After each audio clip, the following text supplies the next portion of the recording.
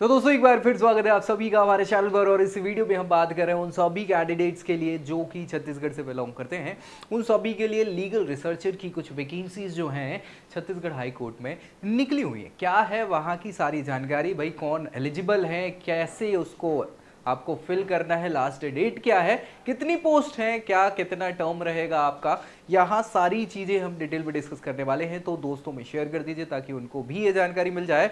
और चैनल पे अगर नए हैं तो सब्सक्राइब करना नहीं भूलना है, क्योंकि लॉ से रिलेटेड कॉलेज कोर्स करियर से जुड़ी जानकारी सब यहीं मिलेगी सबसे पहले आपको, इसलिए जाइए सब्सक्राइब कर लीजिए। और अगर अपनी प्रोफाइल पे बेस्ट क्या है ये जानना चाहते हैं तो नीचे आपको क्या मिल जाएगा, प्रोफाइल एनालिसिस फॉर्म, जिसको फिल करके जानकारी आप ले सकते हैं। अपने को कहाँ जाना है, अपने को जाना है छत्तीसगढ़ हाई कोर्ट की ऑफिशियल वेबसाइट पे, जो highcourt.cg.gov.in है। ये ऑफिशियल वेबसाइट है। यहाँ पे आप जैसे स्क्रॉल करेंगे ना तो भैया आपको ये सारे के सारे टैब्स आपको दिख जाएंगे। इन टैब्स में जाना है कहाँ पे, हमको अपने को जाना है रिक्रूटमेंट वाले पे। जैसे ही रिक्रूटमेंट वाले पे क्लिक करेंगे तो यहाँ आपको ये सारा का सारा ओपन हो जाएगा इनका।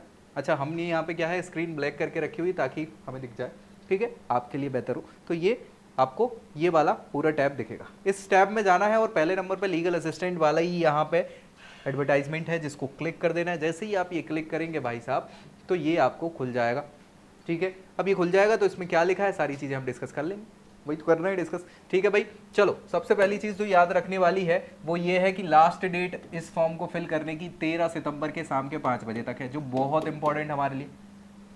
13 सितंबर को शाम के 5 बजे तक ही आप ये ऑनलाइन रिक्रूटमेंट के लिए रजिस्ट्रेशन कर सकते हैं। तो जल्दी जाना है और कर लेना है ताकि लेट ना हो आप। बढ़िया। अब भैया क्या क्या एलिजिबिलिटी है, क्या कैसा है, सारी चीज़ें हम यहाँ देख लें। नंबर ऑफ पोस्ट की बात कर लें तो भैया नंबर ऑफ पोस्ट जो है टोटल 12 पोस्टेज हैं। दिख रहा है आपको कौन कौन सी। अनरिजर्व के लिए 2 हैं, एससी के लिए 3 हैं, एसटी के लिए 4 हैं, ओबीसी के लिए 3 हैं, सब मिला देंगे 12 हो जाएंगे, ठीक है भैया। तो ये पोस्ट होने वाली हैं। बढ़िया, बहुत बढ़िया। नंबर ऑफ पोस्ट आपको पता चली गई हैं। आगे की चीज़ें यहाँ पे क्या है तो भैया यहाँ पे इन्होंने इंस्ट्रक्शन दिया हुआ है कि the post reserve for SC ST OBC are reserve only for SC ST and OBC. समझ पा रहे हो, बस उनको ही मिलेगी अगर वो रिजर्व है तो, ठीक है। बढ़िया, ठीक है, ठीक ठीक ठीक। जो भी वुमेन के लिए रिजर्वेशन है ना यहाँ पे, वो बोल रहे हैं कि रेसिडेंट होनी चाहिए छत्तीसगढ़ स्टेट की, तभी उनको मिलेगा, अदरवाइज नहीं मिलेगा।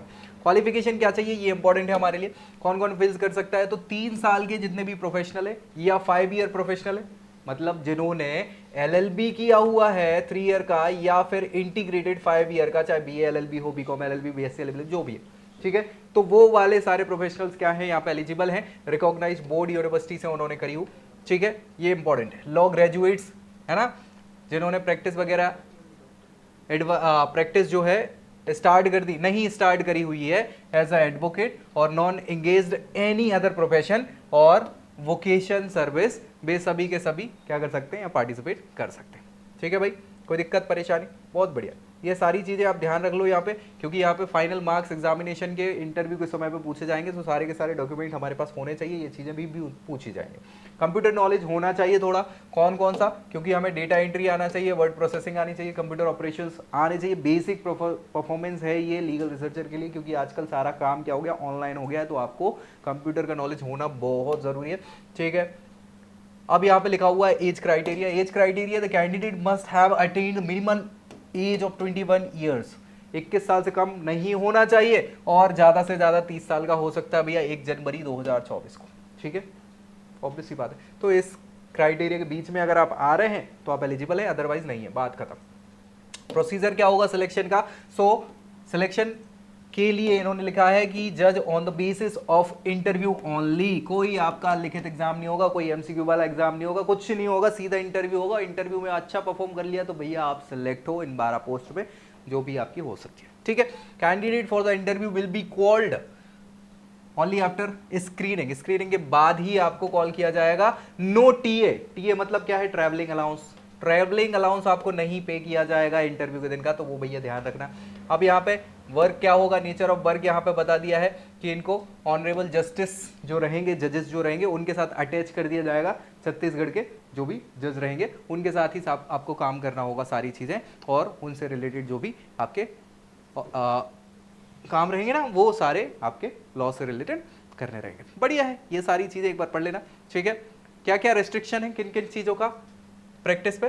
तो देखो इन्होंने लिखा है legal assistant from the date of termination of his her engagement as a legal assistant shall not appear in any case handle by the honourable जज। ठीक है, आप अभी मान लीजिए आपका सिलेक्शन हो जाता है, लेकिन जैसे ही आपका टेन्योर समाप्त होगा उसके बाद आप जो भी जज से आप अटैच थे, जिनके साथ आप काम कर रहे थे, उनसे रिलेटेड कोई भी जजमेंट में आप पार्टिसिपेशन नहीं कर पाएंगे। ठीक है, तो ये सारी चीज़ें आपको थोड़ा सा ध्यान में रखना होगा। अंडरटेकिंग वगैरह इन्होंने ली हुई है, सारी चीज़ें आपको अभी मैं बताऊंगा। फॉर्म वगैरह भी यही है जिसको फिल करना है आपको, और उसको आपको डाला है। ठीक है, एंगेजमेंट की कंडीशन यहाँ पे बताई हुई है अलग से। पीरियड ऑफ एंगेजमेंट ये है साफ सुथरे तौर पर लिखा हुआ है, जिस दिन ज्वाइन करोगे उससे 1 साल तक का कॉन्ट्रैक्ट रहेगा, उसके बाद निकाल दिया जाओ, हटा दिया जाओ। मैरिटल स्टेटस भी बता दिया है कि भैया आप शादीशुदा हो सकते हो, लेकिन 1 से ज़्यादा बीवी नहीं होनी चाहिए, लिखा हुआ है यहाँ पे। देखो लिखा है a candidate having more than one spouse. ठीक है, 1 से ज्यादा बीवी है, या फिर married to such a person who already had a living legally wedded wife और हस्बैंड, है ना। मतलब ऐसे किसी व्यक्ति से शादी कर ली जिसकी पहले से भी लीगली शादी हो चुकी है, तो ऐसे लोग नहीं है एलिजिबल।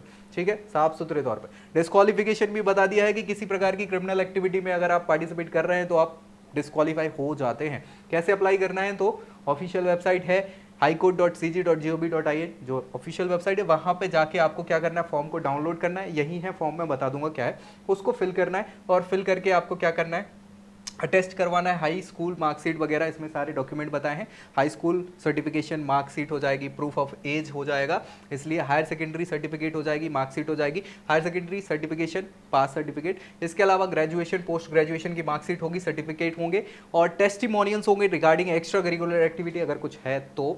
साथ ही साथ कंप्यूटर नॉलेज के लिए आपको होना चाहिए, वो भी कुछ डॉक्यूमेंट लगे। तो registrar general high court of Chhattisgarh Bilaspur इनके नाम से इसको स्पीड पोस्ट कर देना है तेजी में। ठीक है, और भैया कुरियर के थ्रू आप इसको भेज सकते हैं। बढ़िया, ये सारी चीजें होंगी, बहुत बढ़िया। क्या है फॉर्म, ये नीचे आपको दिख जाएगा, ऐसे स्क्रॉल करेंगे तो ये दिख रहा है फॉर्म। यही फॉर्म है, डाउनलोड कर लेना है और इसको अच्छे से फिल करना है, गलती नहीं करना, कुछ गड़बड़ कर दोगे तो दिक्कत हो जाएगी। वही सारी चीजें आपको भरना है। ठीक है, और ये फॉर्म फिल करने के बाद यहाँ पे आपके सारी की सारी एजुकेशनल क्वालिफिकेशन होंगी, कौन सा एग्जाम है, कौन सा बोर्ड था, कौन सा कॉलेज था, कौन सी पासिंग ईयर है, मार्क्स कितने थे, कितने मिले और कितने परसेंट बने, ये सारी चीज़ें फिल कर दोगे। फिर इसके बाद यहाँ पे आपको कंप्यूटर नॉलेज है कि नहीं, तो हाँ कर देना है भाई, इतना तो होगा। ठीक है, नो करोगे तो वैसे ही रिजेक्ट हो जाओगे। ठीक, बाकी सारी चीज़ें हैं, आपको मैरिड हैं कि नहीं है, ये सारी चीज़ें आपको भर देनी है, हो गया काम। फिर ये नोट में मतलब जानकारी दी हुई है कि क्या क्या चीज़ें आपको लेटेस्ट होनी चाहिए। भाई आपका फोटो है, लेटेस्ट लगाओगे, 4 साल पुराना नहीं लगाना। ठीक है, वही सारी चीज़ें यहाँ पे बताई हुई हैं, उनको पढ़ लेना एक बार और बात खत्म। चेकलिस्ट के लिए अंडरटेकिंग भी दी है, जो आपको अंडरटेकिंग ये लगेगा फॉर्म साथ में, है ना, कि मैं जो है जानकारी सही दे रहा हूँ और बाकी गलत होती है तो मुझे हटाया जा सकता है, इस टाइप की। ठीक है, अंडरटेकिंग के अलावा यहाँ पे आपको चेकलिस्ट भी बता दी है जो दी हुई है, उसको डाउनलोड कर लेना तो आपका सारा काम हो जाएगा कि हाँ ये हो गया, ये हो गया, ये हो गया, सब चीज़ें बढ़िया, कोई दिक्कत। बाकी कुछ लग रहा है तो जल्दी से कमेंट करके बता दो, बाकी दोस्तों में शेयर कर दो तो उन्हें ये जानकारी मिल जाए। और भैया चैनल सब्सक्राइब कर लो अगर पहली बार आ रहा हो चैनल पे तो, क्योंकि यहीं आपको सारी जानकारी मिलने वाली। बाकी मिलेंगे अगली वीडियो में अगली जानकारी के साथ, तब तक के लिए जय Hind. I hope you like this video. For more such videos, keep watching our channel and do not forget to like, share and subscribe.